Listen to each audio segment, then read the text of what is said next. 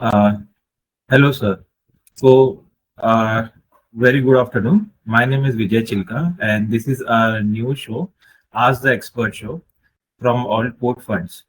So, in this show, we exactly come up with different fund managers with a very good performance and which are new, and so that our clients can understand that product, what is the core objective, how the fund is differentiating from the other funds, what are the thought process, the objectives of this fund, so that our clients will get the clear perspective on the funds. So similarly, today we have come up with Electrum Portfolio Manager. It is one of the good PMS in the market as of now. And for Electrum, we have an host, Mr. Sudhanshu ji. He is a Chief Business Officer, Fund Manager with the PGDMI qualification from NMIS. And he has a total work experience of 25 years. He has held different positions in SBI Mutual Fund, Axis Asset Management Fund, and he was prior to joining Electron Portfolio Manager. He was CEO and CIO with Tomara Investment Manager. So we are very thankful to Sudhanshu ji to joining this session and give an insight about the Electron Fund. So can you just share, sir, on the insight what is exactly the Sure, portfolio sure, is? sure. So thank you very much. Thank you for inviting me today. Uh, I'll broadly start with, what we do in Electrum, what kind of products we run, what our process is. So just to tell you a bit, so we are a small cap specialist fund as of now. We are in the process of launching, further strategies. So our flagship strategy is Electrum Laureate strategy, which has just completed 5 years on the 23rd of November, this last weekend, right? So we have completed 5 years over there. Uh, so the Laureate strategy basically looks at investing in companies which are smaller in size, right? So these could be companies which are, leaders in a particular service or in a particular product. They could be niche players in a particular region, or as I said, products or services, where we do feel that they have a very large runway for growth. Typically, when we invest in these companies, they would be anywhere between the size of 2,000 to 5,000 crores, right? So these are basically small size companies. But being small size companies doesn't mean that they are not profitable. So a lot of these companies have profits, anywhere between 50 to 200, 300 crores when we start investing in them. And quite a lot of these companies are also companies that are generating free cash flow, right? So uh, these are companies like that. Second thing which we look at is that these companies should not be highly leveraged, right? Because we do understand the fact that the economy has a cycle, the industries have a cycle. If companies have a very high leverage, we don't like those kind of companies. So even on our portfolio on an overall basis, our debt to equity is extremely low, like 0.2, 0.3. Right? So most of these companies are doing well in that manner. The third is we look at businesses where the working capital intensity is low, which basically means ki, you don't have a 4 5 month working capital cycle. A lot of people look at profitability, on an operating level or a net level. What we essentially look at is operating cash flows for smaller companies, and as these companies grow larger, we look at free cash flow, right? So we don't like large working capital cycle companies, and also we avoid companies that have very high fixed capital intensity. So these would typically be companies like spinning, or very capital intensive industries like integrated steel plants, which don't have backward integration into raw materials. So we would generally, global cyclicals, we generally avoid those kind of companies in our portfolio, right? One of the essential things, as a part of our process when we look at investing in these companies, is that because they are smaller size companies, yes, we do a lot of corporate governance, balance sheet checks, but an essential part of our process is going on the ground. So we meet the ecosystem. It's not just meeting the companies or visiting their factories or their distribution network or the channel checks, but we also meet their vendors, their suppliers. We meet their listed and unlisted competitors to understand what is happening on the ground. This is very essential from a perspective because this yields a lot of information about these companies. Like it's a 6 degree of separation. So we broadly look at that. Coming to the fact that a lot of people do ask us that, how do we differentiate ourselves? How are we different? So just to give you a relative understanding, today if we look at very large size funds, or we look at the mutual fund industry, typically this space of small cap, if we are looking at, they have large number of stocks. A lot of these schemes have become pretty large. That is essentially the nature of the business. I've also worked on that side for a long period of time. It's about market share. So typically, uh, the number of stocks keep on growing and the tail becomes larger as you grow in size because of liquidity issues. So, today if you're a 10,000 crore AUM, and you want to buy into a company which is 2,000 crores, and you want to take a larger position like 4-5%, then you cannot buy that kind of a position in a 10,000 crore fund, because 5% would essentially be a little bit around 10-11% of the company, right? So that is a typical issue. So what we have done in this strategy, we are a little over 700 crores over here, is that we have capacitized this fund on the current liquidity situation for the next 2-3 years at 2,500 crores. So we can take reasonably larger size positions in our portfolio, which will allow us to generate that alpha. The second question which essentially comes is that why smaller size companies? And if you look at our average market cap, we are at somewhere around 7,500 crores. If you look at the AMFI definition, which comes out every biannual ending, right? So on June end and on December end, a little under 30,500 crores is where small cap starts. So we are essentially in the lower quartile of small cap. The logic is very clear that if we have companies, which essentially can grow for a longer period of time, have some moat around it, have products or services can deliver over a period of time and gain market share, then these companies will generate essentially larger amount of cash flow, both on the operating level and as they grow larger on the free cash flow level. And the 2, 3, 4,000 crore company can become 20, 30, 40,000 crore, right? Over a relatively smaller period of time. And I'm not saying 2 years, but I'm saying over a 5-6 year period or a 7-year period, few of the companies can potentially be multi-baggers. But every 20, 30, 40,000 crore company to become a 2 lakh, 3 lakh, 4 lakh crore company is not going to happen. The probability of that happening is lesser. So the processes which we run in our system are quite in depth. As I said, the team goes on the ground, meets all the channel checks. We do extreme due diligence. We run a checklist, which is a large checklist. Our belief is that if we follow processes, the probability of going wrong is much lower. So not only on the forensic balance sheet side, but also understanding how the nature of the industry is, what kind of potential growth is there. So broadly, that's what we look at.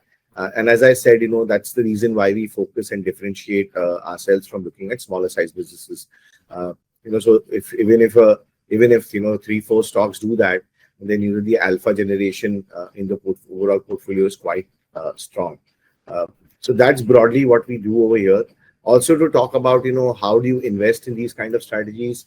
So typically, if you're looking at the small cap and mid cap space, the ideal period, so our presentations say 3 to 5 years, but the ideal period would be 5 years.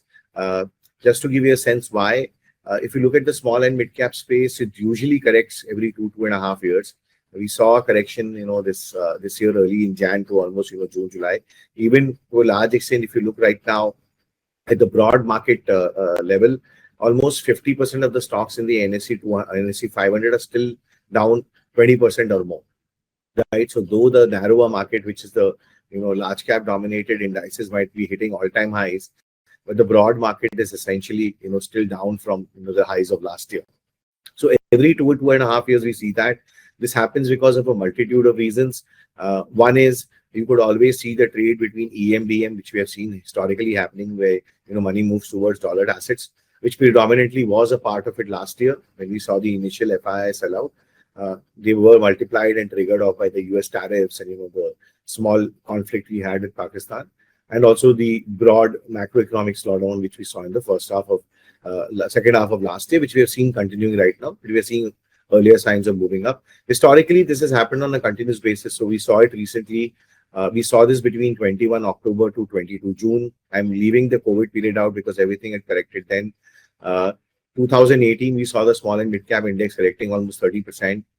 So what we are trying to send a message over here is that, because these are smaller size companies, liquidity is less, and whenever there's risk off, then the weaker hands tend to sell their stock, right? So falling of stock price doesn't necessarily mean that the companies are not good.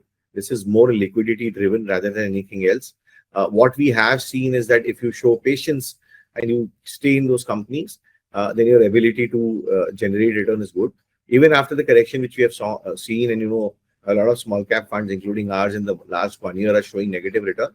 But clients who have stayed with us, for the last 5 years, are still generated, a very handsome return, 30% plus, right?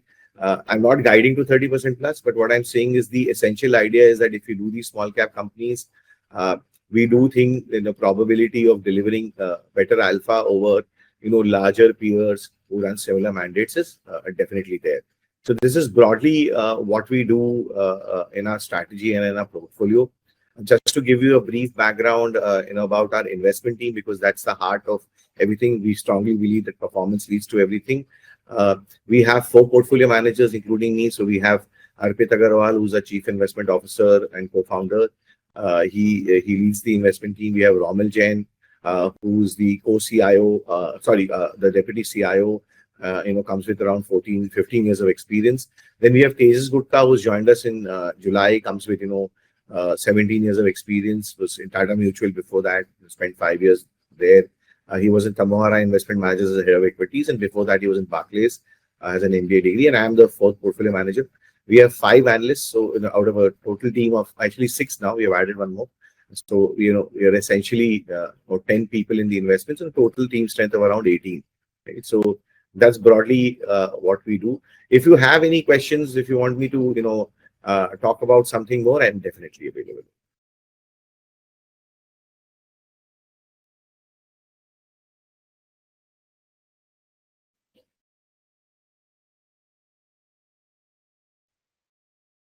Guys, can you hear me? Yeah, sorry. I just have one more question. Is this purely a small cap fund, or we have a allocation in large and mid cap as well? As of now, we are purely a small cap fund. One of our investments, which has done very well over the last 4 years, has just breached the small cap definition, but now we hold a much smaller position over there. As per the disclosure doc, we can go to 30%, in large and mid cap stocks, but we don't do that. We have purely kept it as a small cap strategy, and we will, move into the mid cap space in some point. So currently it is a majorly a small cap. A pure small cap. So we have been running it as a small cap strategy. As I would like to emphasize, it's a true to label small cap, and it's smaller small cap. It's in the lower quartile of the market capitalization. So do we have some allocation in the micro cap as well? So see, there is no definition as micro cap, but our lowest, as I said, the smaller investments when we started around 2,000 crores, right? So we do have a few companies, which are at 2,000 crores. As the portfolio is 5 years older, some of them have moved up. But just to give you an example, when we bought a CG Power, which we have exited, we have made 10x, 8 to 10x return. We had bought it at something like 37, 38 rupees, and we sold it at something like 350, 360, right? We had Angel one, which we had bought, which was a big multi-bagger for us. The company's market capitalization at that time was something like 3,000 crores, right? So, and they had almost 800 crores in cash. What we did understand is that at that point of time, people were, not big believers in digital broking, though there was already a Zerodha and a Grow, close to its heels. But what we did realize was these guys had digitally transformed themselves. They had shut down offices. They had moved certain employees. But the stock was very cheap. It was available at some 12 PE with 800 crores in cash. They were doing a annual profitability of almost 300 crores. And we had not seen larger peers like a Kotak Retail or a Motilal Oswal Retail or an ICICI Direct go on that route. We did a lot of on-the-ground research to find out what was happening, and then we found out that maybe the stock is not moving because the then CEO we found out was suffering from a terminal disease. We went and met other people too. We met some unlisted peers. We got a sense, and they said no, the buy-in is from the promoters. So we met them. We got a clear, essential understanding, and they moved to more than a 1,200, 1,300 crore profit. As we saw the stock re-rate a lot, we do realize that this business is cyclical in nature, right? So we thought that everything is priced over here, and we exited at least, a little higher than what the prices are today, right? So that's how, our process of investing works. Okay. So you identify the company at a very early stage in a small cap for a better returns. Every company would not be like that, right? But a lot of companies in our portfolio are small capish in nature. Sometimes we might end up buying an 8,000 crore company, but I would emphasize that we would look at steady compounders, and because these guys essentially have higher growth rates, and we, as operating leverage plays thing, the cash flows and the operating profits also grow very sharply, right? We also look at transformations where they have good business models, and essentially they do much better, once the strategy is put right. So just to give you an example, on CG Power, at around 36, 37 rupees, what we did know was that though there was a big issue with the promoters and there were allegations of diversions of funds, the product suite was very good. The peak sales of 5,000 crores, it's only gone down to 3,500 crores. It was a loss-making company. But when the Murugappa group took it over, we did know that, this would be, rectified, and we bought into the business, after listening to the strategy. And that's how, you look at great businesses which go through difficult periods. Like essentially, if you look at the larger cap space, in the last decade, you saw that happening in ICICI Bank, right? Where, strategy was set right. In our previous avatars, we were early investors in 17, 18 in ICICI Bank. So we do look at, good business models going through transformations. We do look at value. We are a value investor. I would rather say growth at a reasonable price investor. We are not a value investing people, but we are a growth at a reasonable price investor. We essentially look at businesses which can grow faster, which can, have a higher return on capital employed, and can generate cash flow. So a lot of emphasis is on cash flow. That is about your stock picking strategy. Now, can you just explain me when or which company you will exit in what scenario? There are only two scenarios when we exit a company, right? So one is if there is any fundamental change, something might happen, right? So just to give you an example, when we saw all this tariff issues coming in Jan, we had some exposures to company where, companies are very good, but those change in tariffs and, absorption or part of those tariffs would have led to a deep cut in profitability. So we exited those companies, right? Because there's no clarity over there. And we still don't know if that will come through or not, right? So if there's a fundamental change, if there's a regulatory change. Otherwise, the only scenario when we sell out on companies is when stock prices appreciate faster than the fundamentals, we book profits, and at times we exit those companies. These are the only two scenarios when we sell out a company. What is an average holding period in a particular company, whichever you take a position freshly? I think if we look at the average position, it should be anywhere between 2.5 to 3 years. So 2 to 3 years is the average time period where we hold company. So one of the major multi-baggers which we own, and we currently own it, so I can't talk about it right now, but that we have held for almost 4 years, right? But on an average, at a 0.35 targeted churn, we would essentially look at a 3-year period. But some stocks will move out in 1.5 years, some stocks will stay with 4 years. So I'll say on an average 2 to 2.5 years is where you should get on a portfolio basis. One more thing, I just have a question with our users. Are they asking, as you are a sector agnostic, so do you take positions in a company which are in traditional businesses only, or something like new age innovation companies which have a high potential? You also take a bet on them. See, unfortunately, the new generation businesses are not there in the market capitalization space we are currently. It's not that we have not evaluated it. As I said, we have a new fund manager who's joined in, and we are in the process of launching. We've launched it on the PMS platform. Now we also have AIF license, so we're planning to launch it over there also. So we have looked at new age companies. As I said, we look at businesses which are innovative. Just to give you an example, 4 years back, people were not looking at the water space, right? And we own both the big players in the water space, right? So we do look at innovation happening.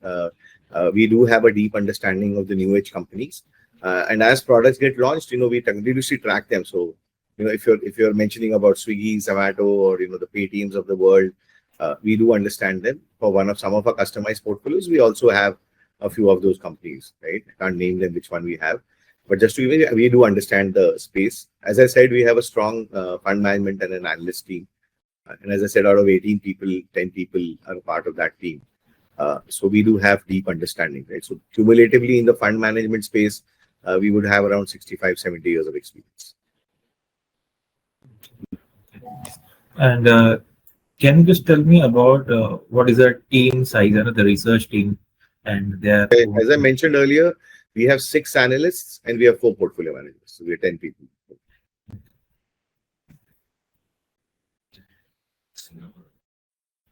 Is there something in you want to add something, because we are good with the questions as well. Something you wanted to add about the product or the company, which will help As I said, just to summarize, we are a benchmark agnostic, a bottoms up player. As I said, we essentially in this strategy specifically look at, only small cap ideas. The logic is very clear that this is a space which is not, crowded too much by institutional investors, and that is the only way we can differentiate it. A lot of these businesses, when we entered, there was no large players as investors over there. We have a company which has the largest position, which is into a very specialized area of dielectric films. He's the only manufacturer in this country, and rest of it is imported. We have been holding that for a little over 2 years. So, they're transforming into a higher margin business. So that's the space which we look at. We are patient investors. It's not as if you have bought a stock. So even till December, we had a few stocks in the chemical space. One in this company which I'm mentioning, where we didn't see stock price movement, and obviously the last 8-9 months have not been rewarding. But we fundamental convictions continue to be in these companies. So we are patient investors. Yes, from 2021 to 2024, markets were very good. But as I said, we focus more on absolute returns than relative returns. The idea is that we can deliver superior returns on this platform vis-a-vis larger platforms. So that's how I would like to summarize it. I would also like to say that if investors are coming typically in these kind of strategies, they should come with a longer horizon, at least 5 years. And second, in the interim drawdowns, don't be afraid. This typically happens every 2.5 years. So as I said, it's happened recently. It happened between 21 October to 22 June. We saw it in 2018. We have seen it in 2016. We saw a big correction in 2013. So every 2.5, 3 years it happens. These are market cycles. And obviously small and mid cap space falls more. Be ready for these drawdowns. But if you're there for a 5-year plus period, you generally get very good returns over here. So now I have one more question. Sure. In this product, do we get a STP option? Like, they pay 50 lakhs one shot, and the amount will be in a staggered manner. So on the PMS platform, you have to fund it with a minimum of 50 lakhs, right? Yeah. You can request that once the account is funded with 50, once it comes into the pool account, you can request that you can invest it over a 3-6 month period, right? Mm-hmm. But people need to understand that the PMS platform is not like MF, where you can do an STP from liquid. You have to give an instruction, right? And it has to come from the client's email ID. Mm-hmm. The top-ups are also possible over here. Top-ups can be anywhere between 2 to 5 lakhs. We have a reasonably large number of our clients doing that. And as I said, we also have an AIF platform now, and we'll be launching, our current strategy and one of the newer strategies also on that platform. So yes, as you asked, yes, it can be done. You can fund the account, but the minimum requirement is 50 lakhs on day one, which will go into the that we fund. understand. Sometimes because it's a small cap, the clients prefer to go in STP mode. So that's the reason I wanted to have a clear idea. Yeah, we can do that, but it cannot be too long in STP. It can't be a 12-month STP or a 5. It will be 3 months maximum. 3 to 5 months, we can do that. That's not a problem. So very nice talking to you. I think our clients had got a clear idea about this product, and thanks to joining our show and helping our clients. Thank you very much. Pleasure is ours. I thank you, on behalf of Electrum. Thank you very much. Thank you.